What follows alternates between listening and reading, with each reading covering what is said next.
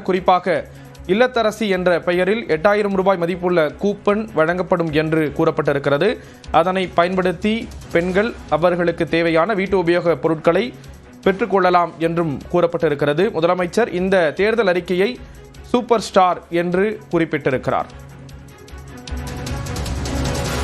இது தொடர்பான கருத்துக்களை பகிர்ந்து கொள்வதற்காக பத்திரிகையாளர் திருமிகு லட்சுமி இணைகிறார். அவரிடம் பேசலாம்.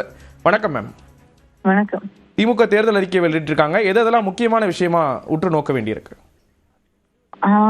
இது மகளிர் உரிமை தொகை 2000 ரூபாயாக உயர்த்தி கொடுக்கப்படும்னு சொல்லியிருக்காங்க. அது ஏற்கனவே தெரிஞ்சதுதான். அவங்க இந்த சம்மர் பொனான்சா கொடுக்கும் போதே 2000 ருபீஸ் மே மாசத்துக்கு கொடுத்ததுல இருந்து 2000 ரூபாயாக அடுத்தது உயர்த்தி கொடுக்கப்படும் அப்படின்றதும் புரிஞ்சுது. அதை இண்டிகேட்டும் பண்ணாரு சீஃப் மினிஸ்டர். இப்ப கொடுத்திருக்கக்கூடியதுல அந்த இல்லத்தரசி ஸ்கீம் 8000 ருபீஸ்க்கு எலக்ட்ரானிக் ஐட்டம்ஸ் வாங்குறதுக்கான கூப்பன் ஒன்று சொல்லியிருக்காங்க. அந்த ஸ்கீமும் இதை தாண்டி திருச்சி, கோயம்புத்தூர், சேலம் இந்த நகரங்கள்ல எல்லாமே துணை நகரங்கள், அதாவது பக்கத்துல அட்ஜசென்டா சிட்டி எக்ஸ்பான்ஷனை சொல்றாங்க. ஸோ இன்ஃப்ராஸ்ட்ரக்சர் டெவலப்மெண்ட்டை கம்ப்ளீட்டா ப்ராமிஸ் பண்றாங்க. இது பிசினஸ் கம்யூனிட்டி மத்தியில ஒரு பெரிய வரவேற்பு இருக்கும் இருக்கு. அதை தாண்டி இது பெண்களுக்கான அந்த 8000 ருபீஸ் கூப்பன், இது ரெண்டுமே ரொம்ப நல்ல ஸ்கீம். அதுக்கப்புறம் தனித்தனியா ஒவ்வொரு விவசாயிகளுக்கு தனியாகவும், அதே போல மீனவர்களுக்காக அந்த மீன்பிடி தடை காலத்துல அவங்களுக்கு கொடுக்கப்படக்கூடிய உதவித்தொகையை உயர்த்துவது, இது எல்லாமே ப்ராமிஸ் பண்ணியிருந்தாங்க. இது ஆல்மோஸ்ட் இது நிறைய இது ஏடிஎம்கேவும் இதே தான் ப்ராமிஸ் பண்ணியிருந்தாங்க. ஸோ இது எல்லாமே இப்ப அத்தியாவசியமா இருக்கு அப்படிங்கறத தான் நம்ம புரிஞ்சுக்கணும். அதனாலதான் இதை ப்ராமிஸ் பண்ணிருக்காங்கன்னு நினைக்கிறேன். டிஎம்கே யூஸ்வலா அவங்க மேனிஃபெஸ்டோவை ஒரு பெரிய விக்டரிக்கான ஒரு டூலா யூஸ் பண்ணுவாங்க. இந்த முறையும் is there in the manifesto. Is this economically sustainable? Yes, it is sustainable because we've consulted a lot of experts and only then we come out with this manifesto. And this also should have a vision. It is just not some election promises.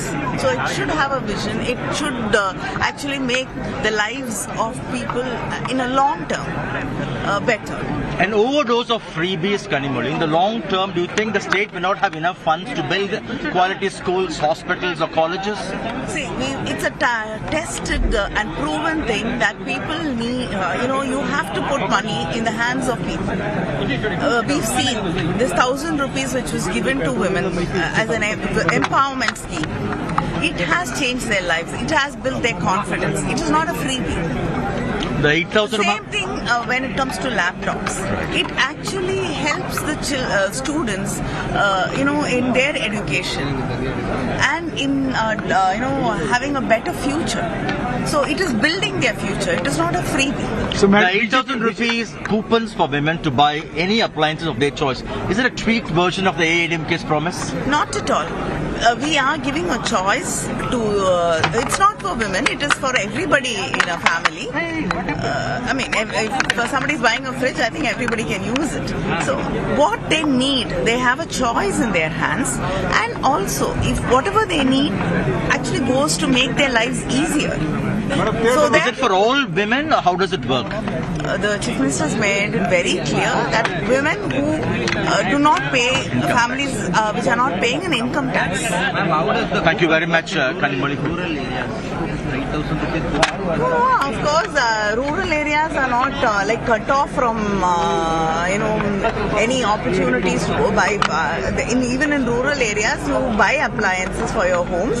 So, which the nearest leaders will be given an opportunity to give these appliances to people who come with the coupons. Is it because of Vijay's impact, Kanimoli? Is it because of Vijay's impact? This overdose of schemes by both sides.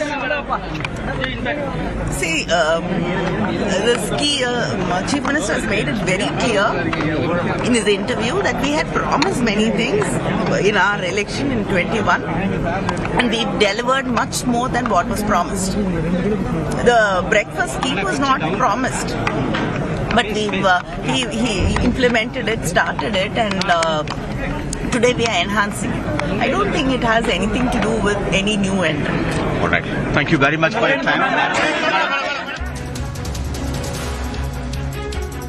தயாரிப்பு குழுவின் தலைவர் கனிமொழி செய்தியாளர்களுக்கு பேட்டியளித்தார். பல்வேறு கேள்விகளுக்கு பதில் கொடுத்தார். அந்த காட்சிகளை பார்த்தோம். திமுக தேர்தல் அறிக்கையானது வெளியிடப்பட்டிருக்கிறது.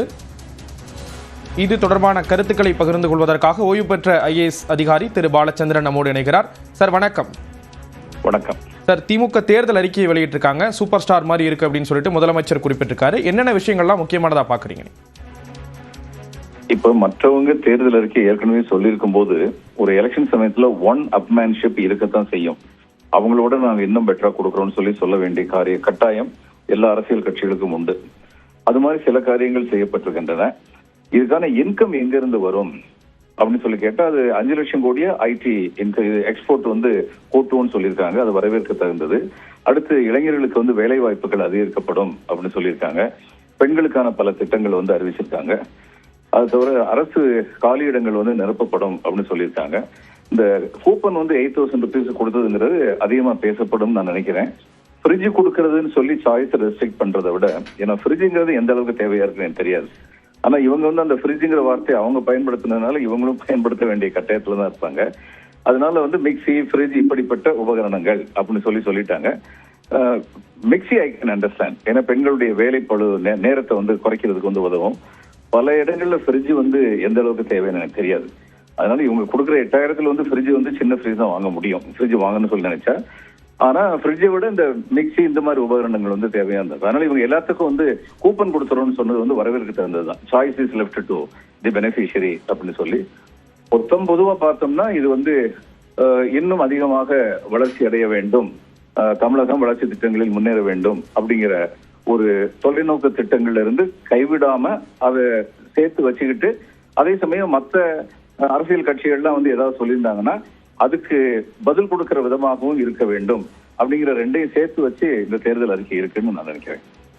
இணைப்புல கருத்துக்களை பகிர்ந்து கொண்டதற்கு நன்றி திரு பாலச்சந்திரன். மையப்படுத்திய தேர்தல் அறிக்கை எப்பொழுதும் போலவே திராவிட முன்னேற்ற கழகத்தின் தேர்தல் அறிக்கை மக்களிடம் சென்று பெறப்பட்ட மக்களுடைய கருத்துக்களை கிட்டத்தட்ட 80,000 கருத்துக்களை அவங்களுடைய மக்களை சந்தித்து இமெயில் வழியாகவோ, வாட்ஸ்அப் வழியாகவோ, இல்லைன்னா AI பிளாட்ஃபார்ம் வழியாக நேரடியாக பல ஊர்களுக்கு சென்று கிட்டத்தட்ட 12 இடங்களில் மக்களை சந்தித்திருக்கிறோம் இந்த குழு.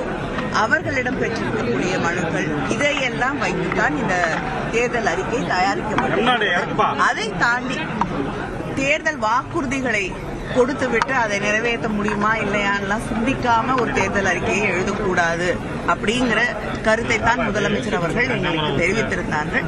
அதனால எந்த தேர்தல் அறிக்கைகள் நிறைவேற்றக்கூடிய சாத்தியம் இருக்கிறதோ ஒரு தொலைநோக்கு பார்வையோடு இந்த தேர்தல் அறிக்கை இருக்க வேண்டும் என்று முதலமைச்சர் எங்களை பணித்தார்கள். அதை அடிப்படையாக வைத்துதான் இந்த தேர்தல் அறிக்கை உருவாக்கப்பட்டது. மகளிருக்கான அந்த 8,000 கூப்பன் வழங்கக்கூடிய அந்த திட்டம் எப்படி செயல்படுத்த போறோம்? ஏற்கனவே அதிமுக தேர்தல்